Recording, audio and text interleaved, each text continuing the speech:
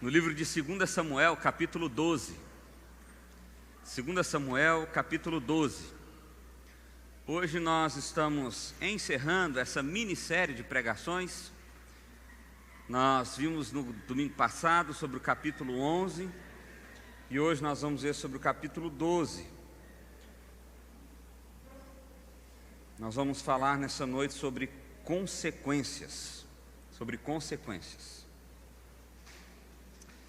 Eu vou fazer a leitura do verso 1 até o verso 6, mas nós vamos meditar em todo o texto. Diz assim a palavra do Senhor: O Senhor enviou a Davi o profeta Natã. Ao chegar, ele disse a Davi: 2 homens viviam numa cidade, um era rico e o outro pobre. O rico possuía muitas ovelhas e bois, mas o pobre nada tinha, senão uma cordeirinha que havia comprado. Ele a criou e ela cresceu com ele e seus filhos. Ela comia junto dele, bebia do seu copo e até dormia em seus braços. Era como uma filha para ele. Certo dia, um viajante chegou à casa do rico, e este não quis pegar uma de suas próprias ovelhas ou de seus bois para preparar-lhe uma refeição. Em vez disso, preparou para o visitante a cordeira que pertencia ao pobre. Então Davi encheu-se de ira contra o homem e disse a Natã: Juro pelo nome do Senhor que o homem que fez isso merece a morte. Deverá pagar 4 vezes o preço da cordeira, porquanto agiu sem misericórdia. Vamos orar? Pai, nós queremos colocar as nossas vidas diante de Ti com temor e tremor, ó Pai, e pedir ao Senhor, ó Deus, a manifestação da graça do Senhor nessa hora, Pai. Que o Teu Espírito fale aos nossos corações, ó Deus, e que a Tua palavra, de fato, cause verdadeira transformação em nós, ó Pai. É a oração que fazemos a Ti, em nome de Jesus. Amém. Meus irmãos, no nosso último encontro, nós contamos a história de Davi. Para dar uma atualizada aí, Davi era um rei. Davi tinha adulterado com uma mulher casada chamada Batseba. Davi tinha mentido e enganado Urias, o esposo de Batseba. Davi mandou matar Urias. Davi casou-se com Batseba e Davi casou-se com Batseba e na cabeça de Davi estava tudo resolvido. Porém, o texto, capítulo 11, termina dizendo que Deus reprovou Davi. O que aprendemos no nosso último encontro, o resumo é mais ou menos o que está escrito ali. Com as ações de Davi, em 2 Samuel capítulo 11, aprendemos que um pecado, cobiça, adultério, e no caso de Davi, geralmente leva a outro, assassinato de Urias. Que as tentativas de cobrir os nossos pecados são fúteis e carregam um custo ainda maiores. É melhor manter contas curtas, confessando imediatamente, em vez de tentar encobri-las. Se não dominamos os nossos desejos, eles inevitavelmente nos dominarão. Então, para ter um resumo bem resumido do que nós vimos no último encontro, é mais ou menos isso que nós falamos. Bom, o texto terminou falando que Deus reprovou o que Davi tinha feito. Então, o que o texto começa falando? Olha só. E o Senhor enviou a Davi o profeta Natã. A ideia aqui é que Deus, de alguma forma, esteve com Natã e falou: olha, eu vi o que Davi fez e eu quero que você seja a pessoa que vá lá e diga que eu vi o que ele fez e que ele está sendo reprovado por mim e que haverão consequências daquilo que ele fez. E é exatamente sobre isso que nós queremos falar nessa noite, sobre consequências. Olha só, Natã parece que não foi instruído por Deus a como dizer isso, mas Natã era um cara inteligente, e ele estava diante do rei, e o rei estava cego pelo pecado, e ele sabia que ele não podia chegar simplesmente no rei e falar assim: olha, ô rei, eu vim aqui, Deus mandou dizer que você é uma porcaria de um ser humano, um adúltero, um assassino, um mentiroso, e que você vai ter sérias consequências disso. Natã não fez isso, mas normalmente é assim que a gente gosta de fazer com os outros, não é? Natã foi esperto, ele foi inteligente. Ele falou assim: Davi, eu preciso contar uma história para você. Olha só o que aconteceu lá na minha região. Tem 2 caras lá que eu conheço, um é muito rico e o outro é muito pobre. Parece que o pobre trabalha para o rico. E o rico tem muitas coisas, tem muitas ovelhas, muitos bois, ele é dono de muitas coisas. E o pobre, coitado, ele comprou uma cordeirinha. E ele tratava essa cordeirinha com tanto carinho, ela morava dentro de casa. Ela dormia com eles, ela comia com eles, ela bebia do copo do cara. Olha para você ver que coisa maravilhosa. Era uma cordeirinha de estimação. E aí, o rico recebeu uma visita de alguém inesperado, um viajante qualquer. Mas o rico não quis matar nenhum de seus bois, das suas muitas ovelhas. Ele mandou com que o pobre matasse a cordeirinha, aquela única cordeirinha de estimação que ele tinha, para servir de comida para o rico. Natã contou essa história porque ele sabia que, apesar de Davi estar cego pelo pecado, ele continuava alguém temente a Deus e com um bom senso de justiça. Davi ouviu a história e parece que ele reagiu de imediato. Ele já disse assim: eu juro pelo nome do Senhor que esse homem merece morrer, porque ele agiu sem misericórdia. Parece que foi num momento de ímpeto, assim, um momento de fúria. E aí logo em seguida ele diz o seguinte: olha, é o seguinte, a sentença desse cara é que ele vai ter que pagar 4 vezes o valor dessa cordeirinha. Meu irmão, Davi não sabia do que ele estava falando. Davi não tinha entendido naquele momento que aquela história se referia exatamente a ele. E aqui a primeira coisa que eu quero que você perceba é que nós temos facilidades em enxergar o pecado do outro, mas não temos a mesma facilidade de enxergar o mesmo pecado em nós. Eu não estou falando de outro pecado, estou falando do mesmo pecado. Chega a ser doido. Eu não sei se você já passou por essa cena. Eu já passei por essa cena de alguém que diz o seguinte: rapaz, você já viu como aquele cara é mentiroso, manipulador?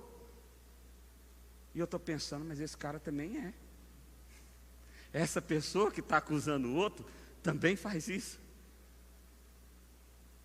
Meu irmão, eu e você temos uma facilidade extrema de dizer o outro é mais pecador do que eu, de acusar e enxergar o pecado que existe no outro, mas temos uma grande dificuldade de entender o pecado que habita dentro de nós, que habita em nossos corações. Olha só o que Spurgeon diz sobre esse texto. Ele diz o seguinte: você diz que pode lidar com os seus pecados secretos, que não há ninguém ferido por eles. Você também pode pedir o leão para deixar você colocar a cabeça na boca dele, mas não pode regular suas mandíbulas. Nem você pode regular o pecado. Uma vez feito, você não pode dizer quando será destruído. Você pode colocar a sua cabeça dentro e fora muitas vezes, mas um dia desse será um empreendimento caro. O que Spurgeon está dizendo aqui é o seguinte: quando você brinca com o pecado, a questão não é se você vai perder, a questão é quando você vai perder. A questão não é se você vai ceder à tentação, a questão é quando você vai ceder à tentação. A ilustração dele é aquela, eu não sei se vocês já viram isso, eu já vi isso num circo, por exemplo. O cara abre o leãozão lá, né, a cabeça, põe a cabeça dentro da boca do leão lá, tira e o povo aplaude e tal, e o povo aplaude. O que Spurgeon está dizendo é o seguinte: uma hora esse leão vai morder. Ele vai arrancar a cabeça fora. Não brinque com o pecado. Não brinque com o pecado. Não brinque com o pecado. Mas o texto continua. E o texto parte para a parte mais densa desse texto. Olha só o que ele diz. Verso 7. Você é esse homem, disse Natã a Davi. Davi, esse a quem você acusa de ser injusto, de ter agido sem misericórdia, esse a quem você ficou horrorizado e disse que merece a morte, você é esse homem. Você é essa pessoa. Meu irmão, se tem uma coisa que eu e você precisamos ter consciência, e nós falamos muito disso no último encontro, é que todos nós somos pecadores e completamente pecadores. Não há ninguém nessa sala aqui menos pecador, ninguém. Talvez nós tenhamos praticado pecados diferentes. Talvez nós tenhamos feito coisas que aos meus olhos ou aos olhos de outros sejam piores. Mas é pecado. Se tem uma coisa que nós não podemos fazer, aliás, que o Evangelho faz conosco, é trazer uma plena percepção de que estamos todos nivelados no mesmo nível, ou seja, abaixo de tudo, na miséria total. Aquele fulano é um ladrão. Aquele outro assassina pessoas. Eu jamais faria isso, pastor. Eu não acredito em você. Aliás, eu diria que você já roubou alguém. Eu diria que você já matou alguém. Talvez não com uma arma, mas com uma palavra. Talvez não cara a cara, mas com o poder. Porque é isso que a Bíblia está chamando de assassinato, quando ele diz, não assassinarás nos 10 mandamentos. Quando você denigre a imagem de uma pessoa, você está matando ela. É muito mais profundo. Davi achava que ele estava acima. Afinal de contas, Davi era o rei de Israel, escolhido por Deus desde criança para ser rei. Davi é aquele a quem Deus tinha abençoado para vencer todas as batalhas possíveis e imagináveis. Davi é aquele que tinha passado por muitas lutas e guerras, e Deus tinha usado ele de forma poderosa e especial. E ele em algum momento achou que ele estava acima dos outros, em algum momento ele achou que ele era melhor do que os outros, mas quando ele achou isso, ele caiu em tentação, o leão mordeu ele.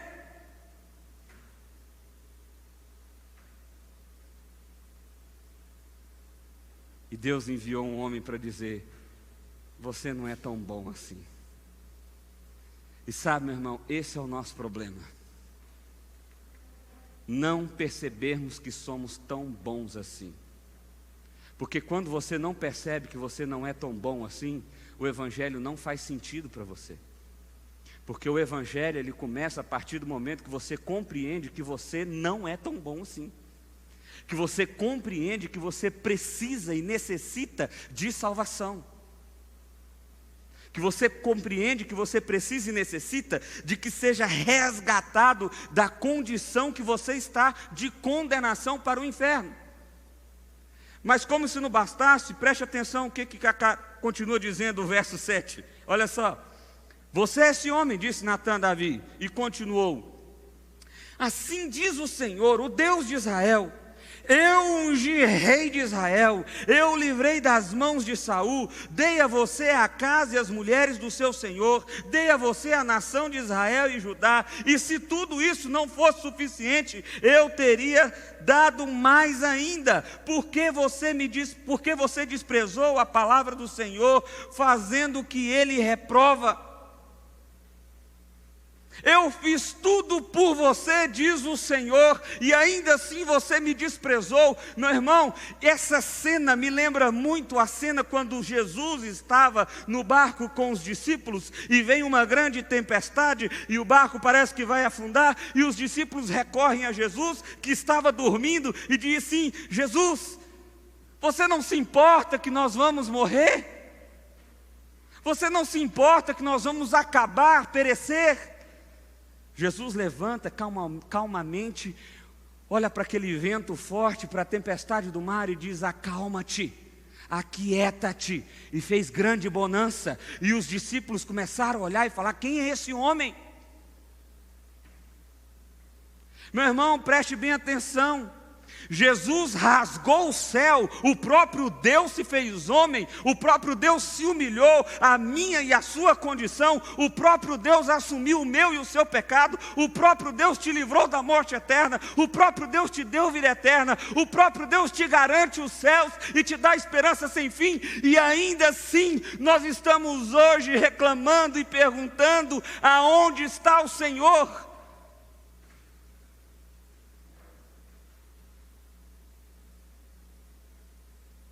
Nós somos como Davi. E Deus, da mesma forma, está dizendo: o que você quer demais? Eu já te salvei do lamaçal do inferno, eu te garanti a vida eterna. O que você quer demais?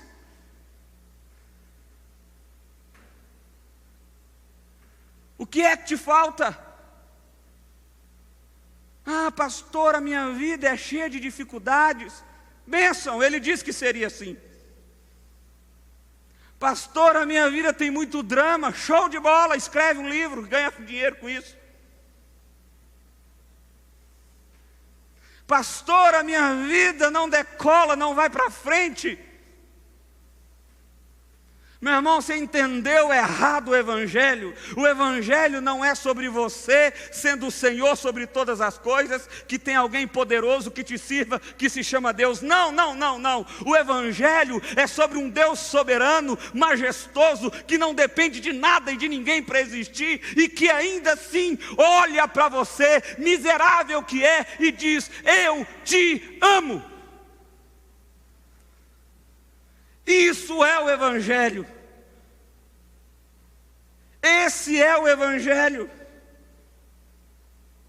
E Davi é confrontado com essa verdade. Ei, eu te dei tudo, eu te fiz rei, eu te dei poder, e você desprezou o meu nome. A palavra desprezar aqui é muito forte. No original hebraico, o significado é deixar de lado, é não dar atenção. Como? Eu não vou nem perguntar quando, não. É como você tem desprezado o nome de Deus. Porque eu sei que é mais de uma forma. É mais de um jeito. E eu não estou falando aqui necessariamente só de ler a Bíblia, não. A Bia começou aqui o momento de louvor dizendo que ser adorador é adorar a Deus aonde nós vamos, com quem nós estamos, no nosso ambiente de estudo, no nosso ambiente de trabalho, no nosso ambiente familiar. Quando nós não adoramos a Deus dessa forma, sabe o que nós estamos fazendo? Desprezando o nome do Senhor. Nós estamos dizendo que Ele não é a prioridade, Ele não é importante. Pastor, mas nem faz sentido, afinal de contas, o que pode ser mais importante do que o Deus que me resgatou e me garantiu vida eterna? Eu não sei. Eu não sei o que pode ser mais importante.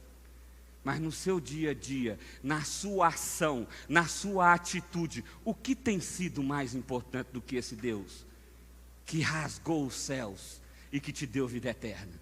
O que tem sido mais importante do que esse Deus? Ah, meu irmão, isso é forte.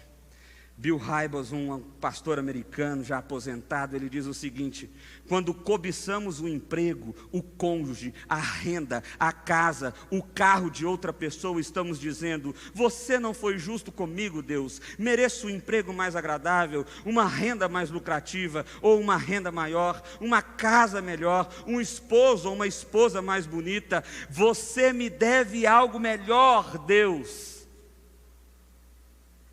Quando você diz que aquilo que você não tem não é o suficiente, você está dizendo que Deus não sabe fazer as coisas.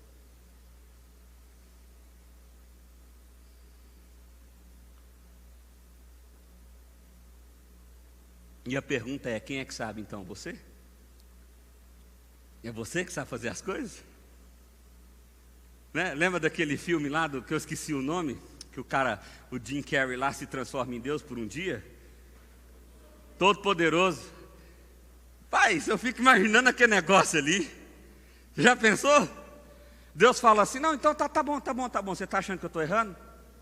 30 minutos, vai dar nem um dia não. 30 minutos. Vou falar, 30 minutos, você vai ser Deus no meu lugar, 30 minutos. Pode ficar aí. 30 minutos, vou nem sair daqui não, 30 minutos.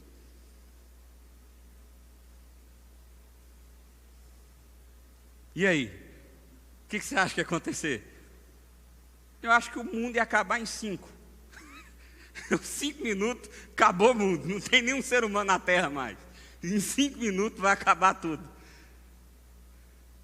Sabe, meu irmão, os pais aqui, presta atenção, pai. Normalmente, adolescentes, eles têm uma fase de rebelde, não é isso? 14 anos, 13 anos, depende, né? Hoje está mais novo. 9 anos, estou brincando. Então, assim, vamos supor, adolescente, dos 12 até os 18, uns um pouco mais tarde, outros um pouco mais. E o que é o bom do adolescente? O bom do adolescente é que ele sabe de tudo. A mãe e o pai é burro que nem uma tábua, não sabe de nada, não conhece nada do mundo. E ele, aos auges dos seus 15 anos de vida, sabe tudo. Não é assim? Não é desse jeito? Quem não tem filho adolescente, vai lembrando da sua época aí.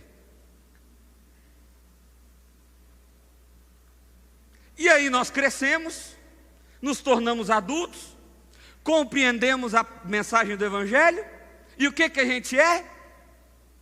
Adolescente, rebelde, que acha que sabe de tudo. E alguns de nós acabam se deparando com aquilo que acontece com Jó, capítulo 38.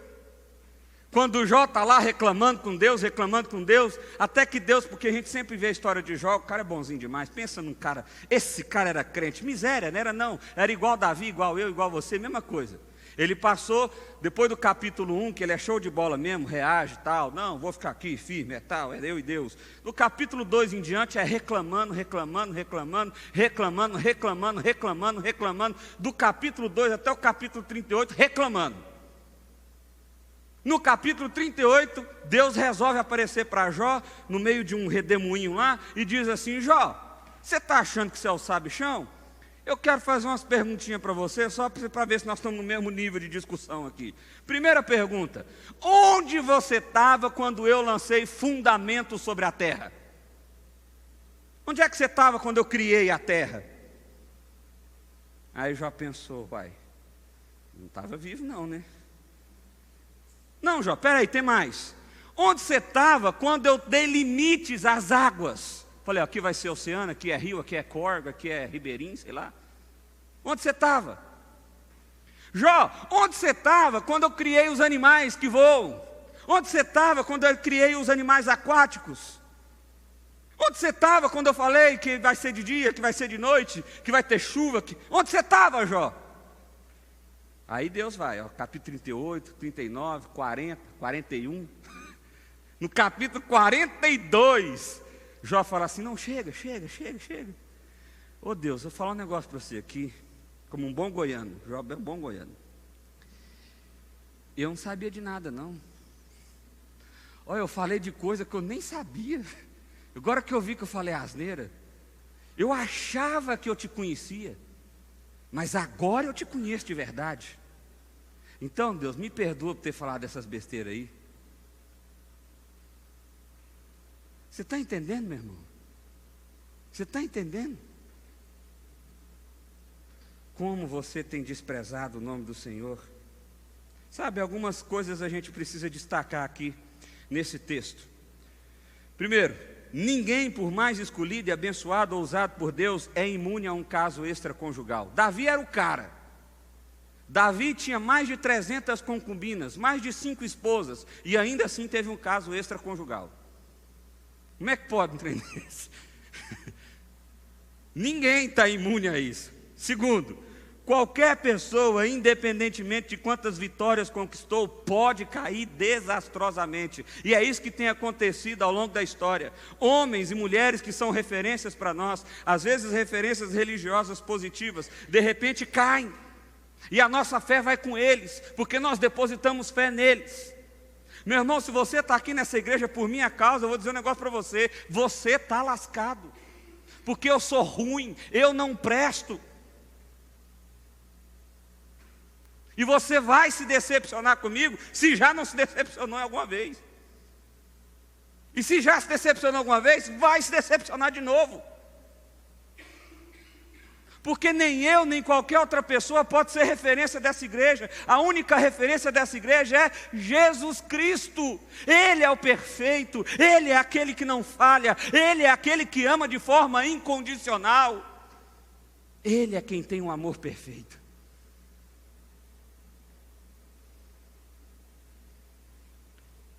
Mais algumas lições. Um cristão que cai desculpará, racionalizará e ocultará o mesmo que qualquer outra pessoa. Ou seja, você vai pensar: não é tão pecado assim não, que isso? Tem coisa pior? Espera aí, o meu pecado nem fez mal para ninguém.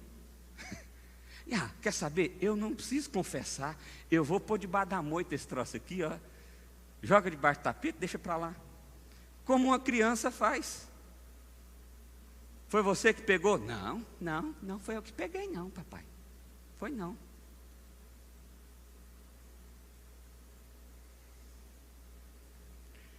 Uma noite de paixão pode provocar anos de dor na família. Mas o fracasso não é o final da sua história. Graças a Jesus. Graças a Jesus. O texto continua. E olha só o que começa a acontecer. Pensa se Natã chegou na jugular de Davi. Será que foi da jugular? Davi já está assim, ó. Está nem respirando, está na UTI já uma hora dessa. Tanto que Natã chegou junto. E aí Natã não para não. Verso 11, olha só. Assim diz o Senhor: da sua própria família trarei desgraça sobre você. Tomarei as suas mulheres diante dos seus próprios olhos e darei a outros. E ele se deitará com elas em plena luz do dia. Você fez isso às escondidas, mas eu o farei durante todo o Israel em plena luz do dia. Depois disso tudo, Deus está falando: você pecou e haverá consequências severas por causa do seu pecado. E aí no verso 13, então Davi disse a Natã: pequei contra o Senhor. Ora, temos um Sherlock Holmes aqui. Esse cara é muito esperto. Mas é claro, eu estou brincando. A ideia aqui é que Davi rasgou a sua alma, reconhecendo o seu pecado, e admitiu todos os seus erros diante de Deus. Sabe, fazer isso não é tão simples nem tão fácil assim. Não é tão simples nem tão fácil assim. O comentarista diz assim: é a hora de o rei fazer a coisa mais difícil que alguém pode fazer: olhar no espelho e dizer: pequei. Essa pode ser a palavra mais difícil a ser dita. Ninguém quer dizer pequei. Preferimos fazer qualquer coisa do que isso. Mas não preste atenção disso. Não há como acertar até admitirmos o mal que fizemos de errado. Não tem como você consertar enquanto você não admitir que você errou. Não tem como. E tem gente que quer consertar a vida apenas escondendo os seus pecados, apenas colocando os seus pecados debaixo do tapete, apenas ocultando os seus pecados. Meu irmão, não tem como isso acontecer, porque em algum momento, nem que seja Deus, Ele vai trazer isso à luz. E aqui deixa eu abrir um parêntese aqui para explicar uma coisa. Todo o pecado tem consequência, certo? Ok? Mas você já conheceu pessoas que pecaram e não sofreram consequência nenhuma?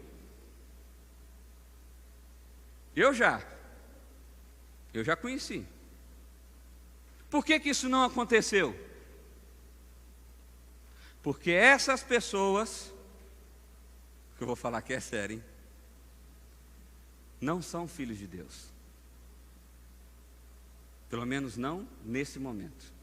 Eles podem vir a ser, mas não são nesse momento. Porque Deus só bate nos seus filhos. Deus só bate nos seus filhos. Pelo menos aqui e agora. Porque depois Ele vai bater por toda a eternidade nesses que mantiveram o seu coração duro, nesses que não se arrependeram do seu pecado. Então, não se preocupe. Eu queria tanto que o fulano quebrasse a perna. Pode orar por isso, pastor? Só a perna, só a perna. Não, meu irmão, pode não. Você pode orar para Deus fazer a justiça dele. E Ele vai fazer. Se tiver que ser aqui, vai ser aqui. Mas se tiver que ser na eternidade, vai ser na eternidade. Pastor, mas eu queria... Nossa, tem uma pessoa que me persegue, ela é terrível, maldita. Não tem problema não, relaxe seu coração. Na hora certa, ele vai sofrer, ou ela vai sofrer o juízo de Deus. Agora, o que é importante para mim e para você aqui? Nós precisamos admitir o nosso pecado. Lembra, o texto começou com Davi enxergando o pecado do rico. Lembra da ovelhinha lá? Mas não vendo o seu pecado. E nós fazemos isso. Pastor, eu tenho uma esposa mesmo pecadora, viu? Eu fico falando para essa mulher minha, precisa arrepender todo dia. Você está falando aí, é para minha mulher. Não é não, ô cara pálido, é para você mesmo. É para você que essa palavra está chegando. Não é para outra pessoa não, é para você. Você é o pecador. Você precisa ver o seu pecado. Você precisa admitir os seus erros. Não, pastor, mas o meu pecado não é tão grave assim. O da minha mulher, eita, pastor, se eu te contasse, eu não... É com você, rapaz. O papo é com você. Não importa o pecado da sua esposa. Eu ia falar das suas, estou doido. Da sua esposa, é só uma, está entendendo, não é só uma. Aquela época é porque o povo de Israel deu uma atrapalhada, mas Deus sempre falou que era só uma. É seu pecado que é para você ver, é para você se olhar no espelho. É para você enxergar como você tem desprezado o nome do Senhor. Como você tem desprezado o nome do Senhor. Olha só, Deus disse que iria trazer consequência e queria fazer com que as suas mulheres fossem levadas por outros homens e queria trazer grande desgraça sobre a sua família, não foi isso? Se você for mais para frente, em 2 Samuel 13, 2 Samuel 16 e 1 Reis 2, você vai ver as seguintes histórias. Amon, filho de Davi, estuprou Tamar, filha de Davi. Absalão tentou matar o seu pai e assumiu o harém do rei. Adonias procurou tomar as concubinas do rei depois que ele havia falecido. Ou seja, não eram outros inimigos não, eram os filhos de Davi que tomaram as esposas. Porque, meu irmão, pecado tem consequência. Pastor, mas Deus não podia ter deixado Amon estuprar a própria irmã Tamar. Não, meu irmão, você não está entendendo. Não foi Deus que estuprou a mulher, não. Foi um cara encharcado pelo pecado, pelo desejo, que fez essa atrocidade. E isso, Deus está dizendo, é consequência daquilo que Davi fez. Então, um pequeno pecado pode trazer graves consequências, não só uma, graves consequências. E nesse caso de adultério, não é só histórias que estão narradas na Bíblia. Se você conhecer histórias das pessoas que você já conviveu, você também tem esse mesmo testemunho de um homem ou de uma mulher que adulterou e por causa disso tem alimentado, ou melhor, tem vivido consequências terríveis em suas famílias. Aí você pode estar pensando, pastor, mas você vai ler um verso agora dizendo que Deus perdoou ele. Ué. É verdade, olha só o que diz o verso 13. Então Davi disse a Natã, pequei contra o Senhor. E Natã respondeu, o Senhor perdoou. A palavra perdoar aqui é abar, é a palavra hebraica que significa passar por cima. Engraçado, desprezar é deixar de lado. Agora essa aqui é passar por cima, é não dar significado nenhum. É tocar para frente, é olhar para frente, é esquecer o passado. Foi isso que Deus fez. Ele te perdoou o seu pecado. Você não morrerá. Entretanto, uma vez que você insultou o Senhor, o menino morrerá. Porque lembra, Batseba estava grávida. O menino vai morrer. E você pode estar pensando assim, não, Deus não é um Deus de amor. O que esse menino tem a ver com a paçoca? Mata o Davi, gente, deixa o menino vivo. Meu irmão, primeira coisa, você poderia dizer isso se você estivesse no mesmo nível de Deus. Então você pode dizer para ele, Deus, você está errado, não concordo com sua ação. Mas quem é você para servir de parâmetro com Deus? Deus é supremo, Ele é acima, Ele faz o que Ele quiser, do jeito que Ele quiser, na hora que Ele quiser, como Ele quiser. Segunda coisa, você acha que esse menino foi para onde? Diz que ele morreu, mas não falou que foi para o inferno. Eu não acredito que ele foi.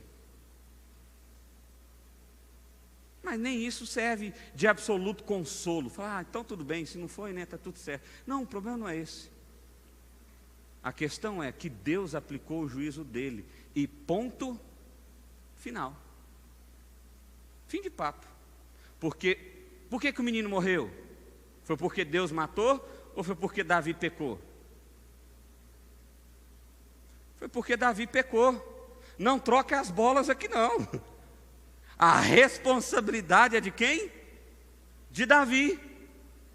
Essa consequência é causa daquilo que ele fez. Tem muita gente sofrendo consequência e está dizendo assim, eu não mereço. Deus está sendo tão cruel comigo. Em primeiro lugar, Deus executa o juízo dele do jeito que ele quiser. Segundo lugar, se você está sofrendo por consequência do seu pecado, é porque você merece. E glória a Deus por isso, porque isso é sinal de amor. Porque a disciplina de Deus é sinal de amor. Quem que Ele disciplina? Somente os seus filhos. Então toda vez que você receber uma chicotada de Deus, você fala assim, show de bola. Que eu sou filho. Nunca achei tão bom apanhar. Sou filho. Estou apanhando, mas eu sou filho. Eu sou filho. O pecado sempre tem consequências. O pecado sempre tem consequências.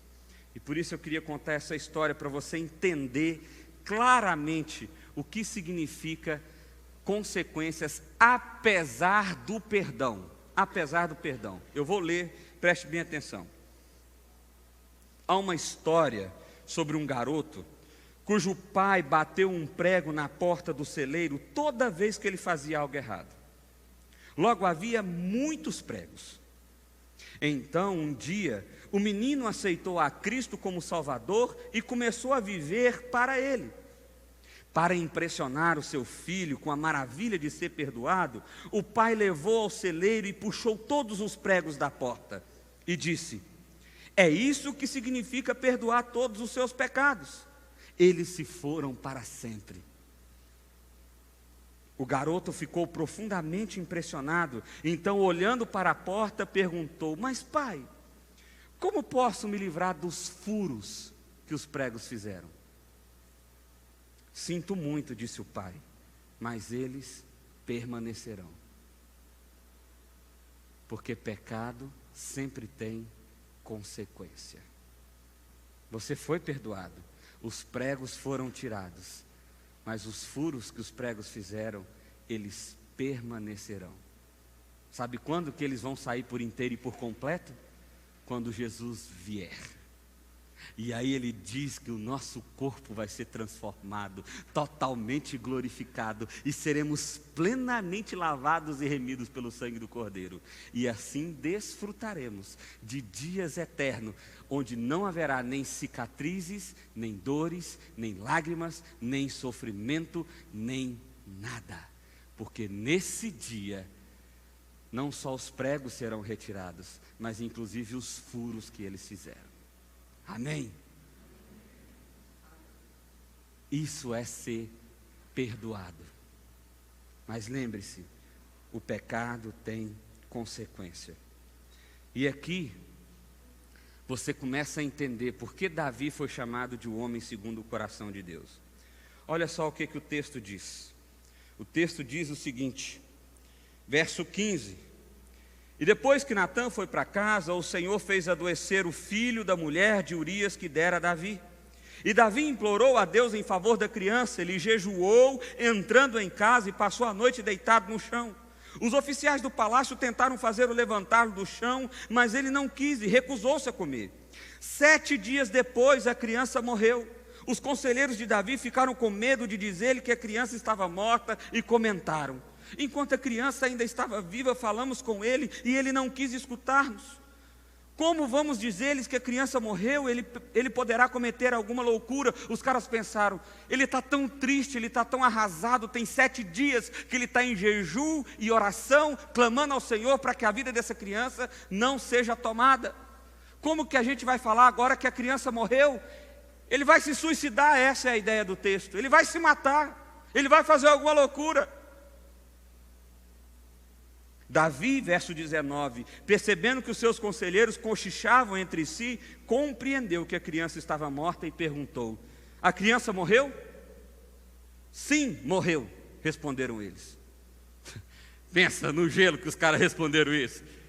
A criança morreu? Porque estava cochichando aqui. De repente o rei chega: e aí, morreu? Morreu. Olha a reação de Davi.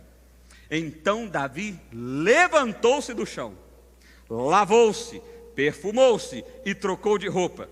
Depois entrou no santuário do Senhor e o adorou. E voltando ao palácio, pediu que lhe preparasse uma refeição e comeu. E os seus conselheiros lhe perguntaram: por que ages assim? Enquanto a criança estava viva, jejuaste e choraste, mas agora que a criança está morta, tu levantastes e comes? Ele respondeu, verso 22: enquanto a criança ainda estava viva, jejuei e chorei. Eu pensava: quem sabe, talvez o Senhor tenha misericórdia de mim e deixe a criança viver. Mas agora que ela morreu, por que deveria jejuar? Poderia eu trazer-lhe de volta à vida? Eu irei até ela, mas ela não voltará para mim. Meu irmão, que lição, hein? Ele sofreu talvez a pior consequência, essa aqui: um pai perder um filho. Uma vez meu avô viveu essa história. Ele perdeu 2 filhas, 2 tias minhas. Eu me lembro muito bem no velório de uma tia, e minha primeira tia minha que morreu, ele dizia o seguinte: olha, eu já enterrei a mãe, eu já enterrei meu pai, eu já enterrei meus irmãos, eu já enterrei tios, mas não existe dor maior do que enterrar um filho. E eu acredito nisso. Eu acredito nisso. E é por isso que Davi lutou com todas as forças para que essa criança não morresse. Por 7 dias ele jejuou, ele orou, ele se separou completamente. Mas quando a criança morreu, o que ele fez? Levantou, tomou um banho, trocou de roupa, mandou preparar um banquete, e antes de comer, ele foi até o santuário e adorou ao Senhor. Sabe por quê? Porque ele entendeu que aquilo era consequência do seu pecado, e aquilo também era sinal de amor de Deus. E é por isso, meu irmão, que esse homem é conhecido como homem segundo o coração de Deus. Eu não sei se eu teria essa capacidade, não sei se eu conheceria alguém que teria essa capacidade. Verso 24 termina dizendo o seguinte: depois Davi consolou sua mulher Batseba, deitou-se com ela, e ela teve um menino, a quem Davi deu o nome de Salomão. Esse sim, o maior rei da história de Israel, viria a ser. Olha o que diz o verso 24: o Senhor o amou e enviou o profeta Natã com uma mensagem a Davi. E Natã deu ao menino o nome de Gedidias, que significa amado pelo Senhor. Então Salomão tinha 2 nomes: o nome que Davi deu e o nome que Deus deu, Gedidias. Deus falou: esse eu amo, esse eu amo. Sabe, meu irmão, eu e você precisamos entender que o pecado tem consequências, e que ninguém é responsável pelas consequências a não ser eu mesmo. Eu mesmo, eu sou responsável pelas consequências do meu pecado, ninguém mais é, eu sou. E elas virão. O pecado sempre terá consequências, não se engane quanto a isso.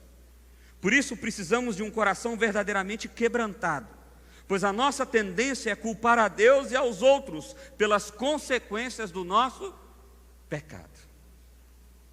Concluindo, Deus está atento aos nossos pecados. Não se engane, Ele está de olho. Ele está vendo tudinho que você faz. Ele está sabendo tudinho que você faz. Ele está entendendo tudinho que você faz. Não tenta. Quando eu era criança, me ensinaram o seguinte: eu ouvia muito assim, ó, papai do céu está vendo, papai do céu está vendo, papai do céu está vendo. E aí o que eu pensava? Que papai do céu estava no céu, e que então, se eu estivesse num lugar coberto, eu podia pecar, porque o papai do céu não está vendo. É sério, eu pensava isso com os meus 6, 7 anos de idade.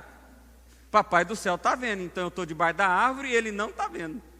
Bobo, bobo, bobo, bobo, bobo. Oi, papai do céu. Não. Às vezes a gente pensa assim também. Não, Deus não viu.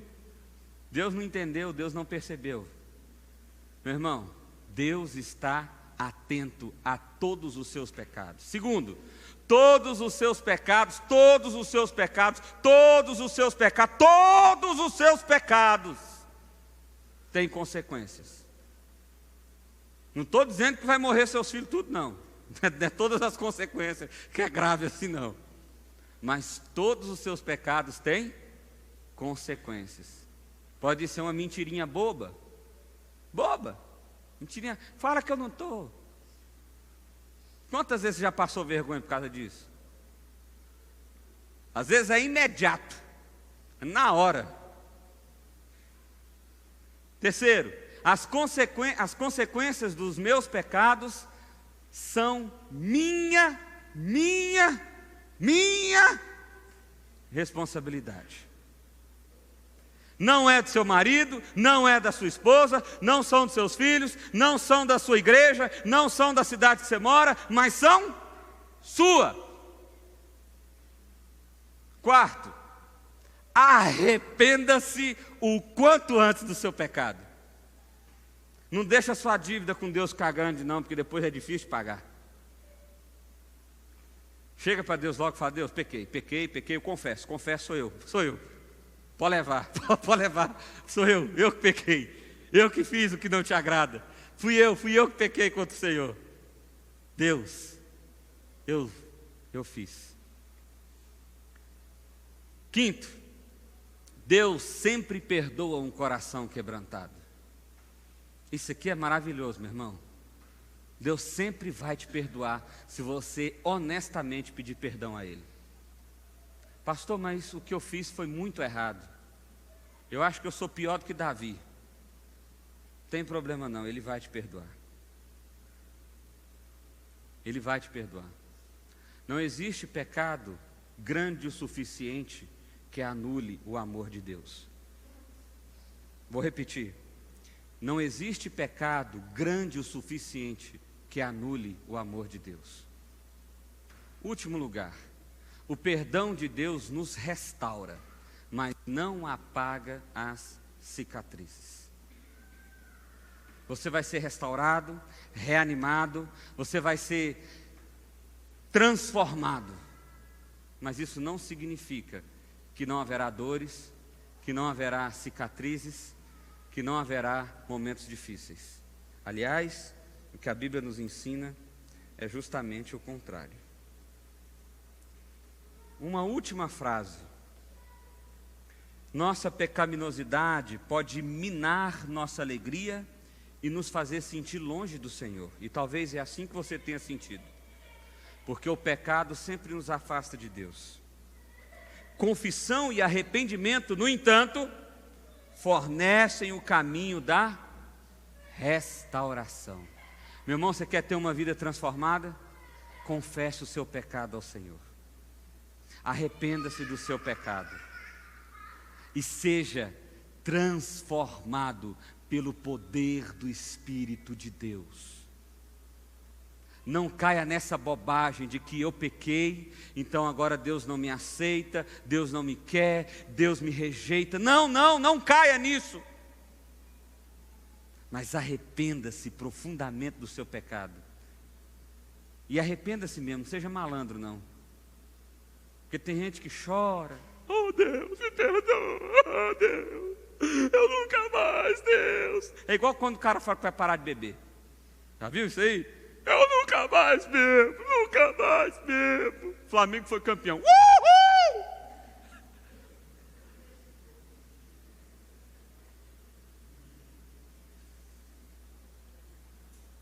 Seja malandro, não. Seja sem vergonha, não. Arrependa-se verdadeiramente, genuinamente do seu pecado. Você entende o seu pecado? Lute com ele. E olha, algumas lutas serão até o dia da sua morte. Algumas lutas serão até o dia da sua morte. Vai ser uma tentação que você vai sofrer sempre.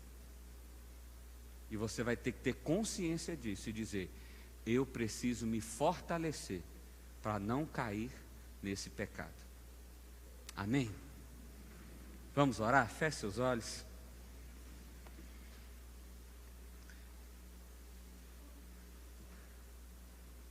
Pai, Tua palavra nos desafia de forma tão maravilhosa, Deus, de forma tão extraordinária, e nós somos constrangidos, ó Deus, pelo Senhor. Pai, em nome de Jesus, que o Senhor desafie a cada Davi que tem aqui nesse ambiente, ó Pai, a cada Davi que ouça essa mensagem, ó Pai, que de fato, ó Deus, nós sejamos constrangidos pelo Senhor, e que o Senhor traga profundo e verdadeiro arrependimento em nossos corações. Pai, em nome de Jesus, não nos permita desprezar o Teu nome. Em nome de Jesus, ó Pai, nos faça perceber que no Senhor nós temos tudo, todas as coisas. Nós somos declarados filhos quando não somos. Nós somos declarados vivos enquanto estávamos mortos. Nós somos declarados inocentes enquanto somos condenados. Pai, em nome de Jesus, abra os nossos olhos e nos faça perceber que no Senhor nós temos tudo, todas as coisas. Em nome de Jesus, ó Pai, nos faça aceitar as consequências dos nossos erros, dos nossos pecados. Pai, nos dê um coração ensinável, tira de nós toda a rebeldia, mas nos humilha, Deus, para que a gente possa se entregar diante da Tua grandeza, diante da Tua majestade, Pai. Em nome de Jesus, ó Pai, nós clamamos ao Senhor, venha atuar em nós de forma extraordinária, Pai. É a oração que nós fazemos a Ti. Amém.